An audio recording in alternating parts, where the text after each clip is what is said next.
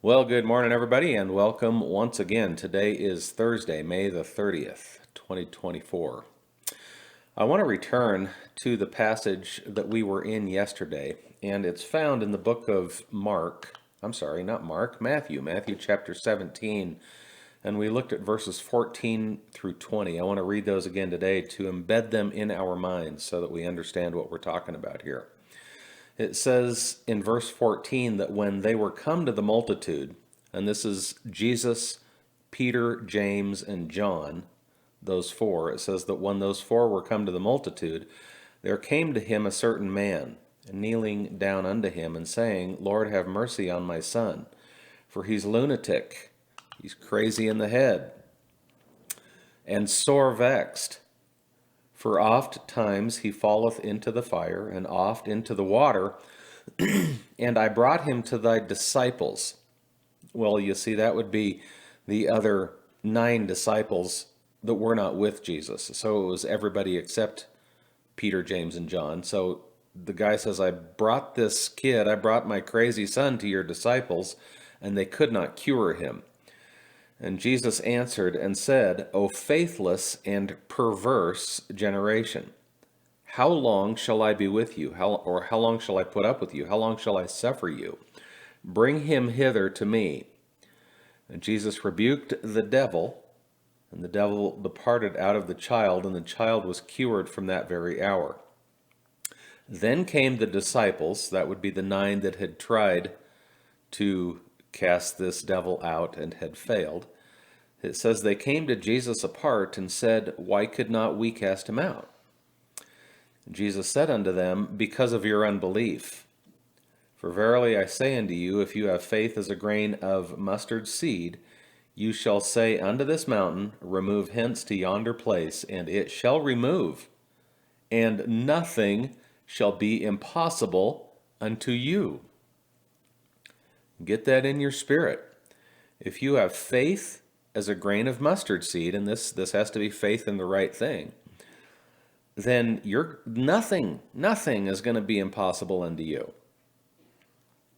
Now, what we've just read, of course, the disciples, as I said yesterday, the disciples failed to reverse the curse, but Jesus succeeded. And verse 17 really tells us why. It says it's because their thinking was perverse. He says, "O faithless and perverse generation." Their thinking was twisted. It was upside down. That's what that word perverse means.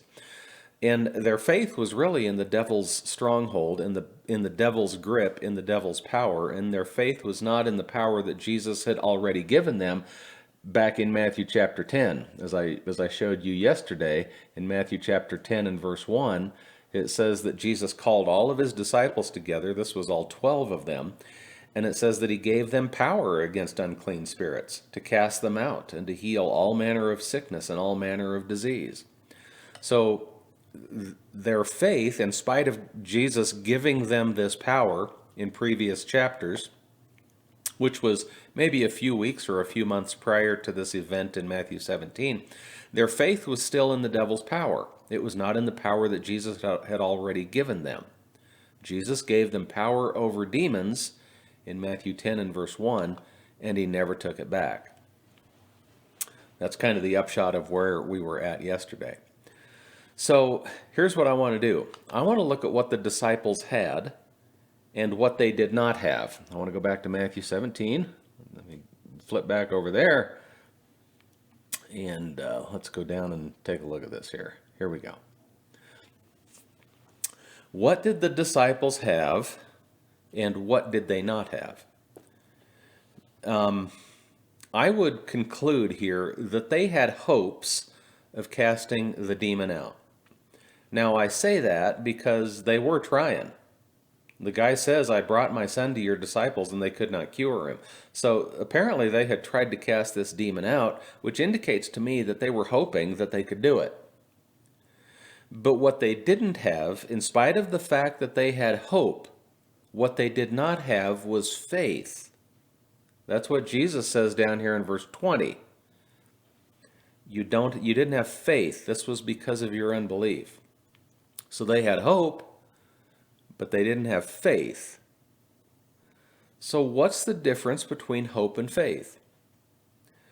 Well, hope is wishing for a blessing, and hope always exists as desire. That's what hope is. Faith is different, though. Faith isn't wishing for a blessing, faith is expecting a blessing. And faith always exists as dominance. See, hope is desire, hope is wishing, hope is desire. Faith is expecting. Faith exists as dominance in the spirit of a person, in the mind of a person. Now, hope is a starting place for faith. And if you remember the illustration from yesterday, I was talking about the fact that we've got to turn the receiver on so that we can receive the power that God is transmitting to us. The receiver has to be turned on and dialed in. So hope is a good starting place for faith. Hope is the thing that turns the receiver on. But faith is really what dials in the radio to receive. You've got to fine-tune your hope, and you've got to move from hope into faith. We've got to move from desire to dominance. Now, somebody could say, well, Stan, this is just, your mindset. Well, maybe so, but mindset matters, because Jesus points out in verse 20 that their mindset was wrong. And that's why they weren't having power over the devil. It was because of their mindset. They hadn't moved from desire to dominance. They still saw themselves as the victims, not as the victor. And friends, there's a victim mindset and there's a victor mindset. And your mindset matters. Otherwise, Jesus wouldn't have shown them in verse 20 that their failure came because of something that was going on in their heads, in their spirits. They didn't yet believe. They had a desire to free this boy, but they'd not moved to a state of dominance over what was afflicting the boy. Now, Hebrews 11 and verse 1, I've covered that in previous videos. A lot of you faith champions out there know what it says by heart. It says, now faith is the substance of things hoped for, the evidence of things not seen. Faith is the substance of something that you're hoping for. You see, both faith and hope are in that verse.